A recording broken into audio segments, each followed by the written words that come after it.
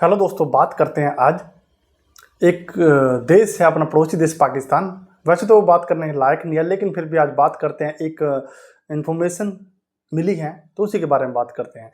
तो पाकिस्तान चाहता है कि इंडिया से कश्मीर के मसले पे और जो पानी का मसला है उस पर बातचीत की जाए, लेकिन उस पे बातचीत करने के लिए रेडी नहीं है। उन्होंने डिनाई किया है। वो है इंडिया के सबसे बड़े जासूस और सबसे बड़े सुरक्षा सलाहकार अजीत डोभाल जी। उन्होंने डायरेक्टली डिनाई किया कि उनसे बातचीत नहीं करनी चाहिए। क्यों नहीं करनी चाहिए, उन्होंने उसको जस्टिफिकेशन भी दिया।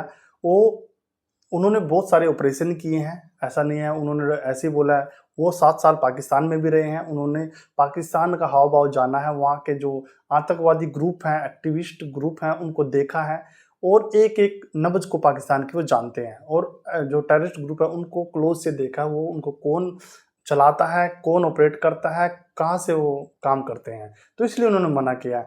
और दूसरी तरफ उन्होंने ये भी बताया कि पाकिस्तान इससे पहले भी कई बार पाकिस्तान ने इंडिया को प्रपोजल भेजा है। जब प्रपोजल भेजा उस पे इंडिया बातचीत करने के लिए रेडी भी हो गया है,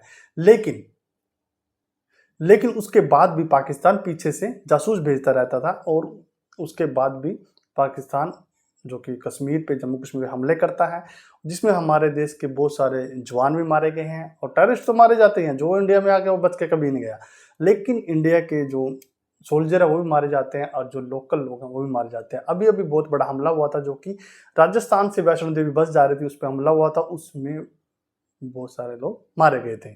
तो ये तो रिसेंटली का हुआ। तो ऐसे बहुत सारे जो इंसिडेंट हुए हैं जो कि पाकिस्तान ने इंडिया पे, कश्मीर पे हमला किया, चाहे वो कश्मीर बॉर्डर से हो, चाहे वो अपना मुंबई बॉर्डर से हो।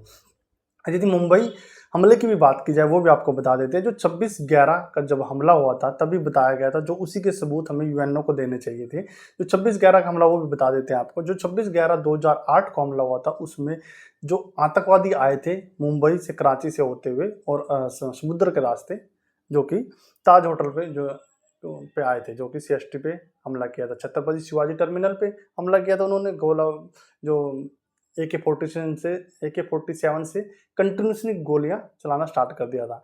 और उसके बाद वो ताज होटल में गए थे। उसमें जो आतंकवादी आए थे वो 10 आतंकवादी थे। और वहां पे जब उन्होंने हमला किया था 166 लोग मारे गए थे, जिसमें 18 पुलिसकर्मी भी थे।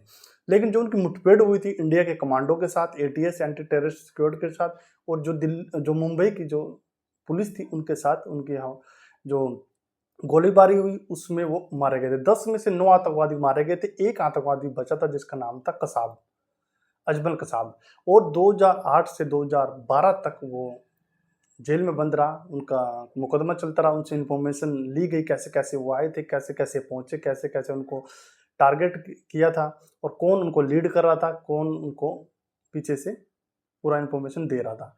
तो वो इन्फॉर्मेशन उनसे ली गई, फिर 2012 में उसको फांसी दे दी गई।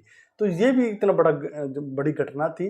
तो जिसमें डोभाल सर ने बताया कि हमें ये जितने भी सबूत हैं हमको मुंबई हमले में, 26/11 के हमले में मिले थे, वो सारे पाकिस्तान के खिलाफ थे। पाकिस्तान गवर्नमेंट को पूरे के पूरे सबूत दे भी दिए, लेकिन पाकिस्तान की गवर्नमेंट और वहाँ के जो चीफ, जो आर्मी चीफ बोलते हैं कि ये तो एक ग्रुप है, एक नॉर्मल ग्रुप है, जो कि ये तो एक नॉर्मल संस्था है जो कि यहाँ पे काम करती है, ये हमारे ग्रुप के बंदे नहीं है। उन्होंने प्रॉपर डिनाई कर दिया।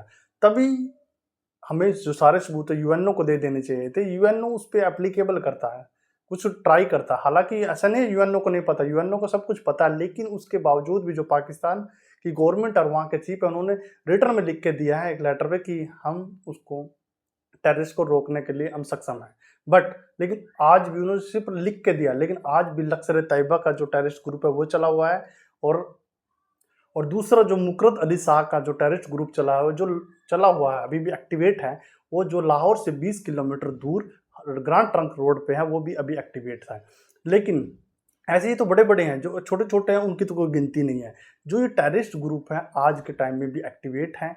उनके जो कम्युनिकेशन सिस्टम है वो चले हुए हैं, उनके व्हीकल, उनके जो ट्रांसपोर्टेशन और जो वो काम करते हैं, टेररिज्म से लेकर जितने भी उनके ग्रुप और गुर्गे हैं वो एक्टिवेट हैं, काम कर रहे हैं। चाहे वो इंडिया में, चाहे वो अदर कंट्री में है, वो प्रॉपर उनका communication radar system already activate है। तो उनको अंकुश लगाने के लिए यूएनओ को पकड़ टाइट करनी चाहिए, जिससे कि इंडिया को भी फायदा होता और टेररिज्म भी कम होता। वो कैसे होता? यदि यूएनओ के साथ मिलकर उनको सबूत देते प्रॉपर और उनको कंट्रोल करती यूएनओ, उनको प्रेशर डालती, क्योंकि पाकिस्तान की इकोनॉमिकल कंडीशन पहले ही वीक है और पहले ही वो एकदम धरती में लगे पड़े हैं। यदि उनको पावरफुल तरीके से उनको फोर्स करती तो जाके ये वो अपने काम करते।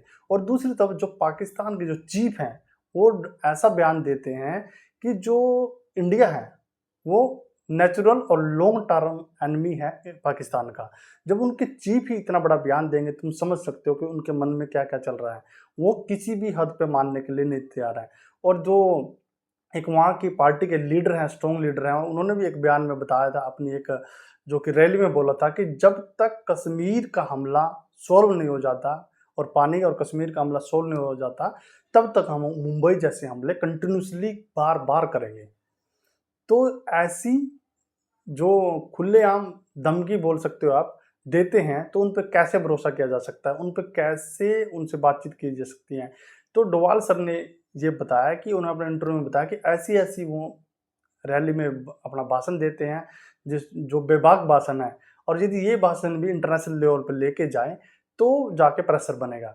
और यदि यूएनओ के सामने जब ये पूरे डॉक्यूमेंट जाएंगे और उनसे बताएंगे ऐसे ऐसे यहाँ पे हो रहा है, तो यदि पाकिस्तान के साथ यदि सिंगल टाइम भी बातचीत कर ली तो पाकिस्तान से जब भी कोई भी क्योंकि पाकिस्तान कंटिन्यूसली जो अटैक तो करता रहता है, लेकिन यदि उनसे सिंगल टाइम भी बातचीत कर ली तो वो यदि इंटरनेशनल लेवल पर कभी भी वो प्रूफ लेके जाएंगे यूएनओ के सामने, तो यूएनओ की टीम में जाके बोल सकते हैं, वहाँ पे जाके बोल सकते हैं पाकिस्तान की हमने तो बातचीत करने के लिए बायलैटरली बातचीत हम ऑलरेडी कर रहे हैं, और इंडिया ऐसे करके सबूत लेके आपके सामने आया, तो ये मुनासिब नहीं है, ये उनकी अच्छी हरकत नहीं है। तो वो ऐसे वन बाय वन करेंगे। यदि सिंगल टाइम उनसे बातचीत कर ली तो आगे भी फ्यूचर में वो ऐसा बयान यूएनओ को देते रहेंगे, कभी भी उन पर प्रेशर नहीं आएगा।